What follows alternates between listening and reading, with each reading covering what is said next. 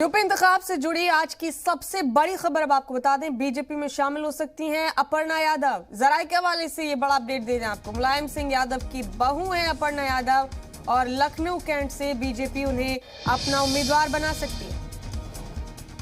ये बड़ा अपडेट दे रहे हैं आपको। बीजेपी में शमूलियत इख्तियार कर सकते हैं अपर्णा यादव। बड़ा अपडेट इस वक्त का, मुलायम सिंह यादव की बहू है अपर्णा यादव और बहुत मुमकिन है कि बीजेपी में आ जाने के बाद लखनऊ कैंट से बीजेपी अपर्णा को अपना उम्मीदवार बना सकती है।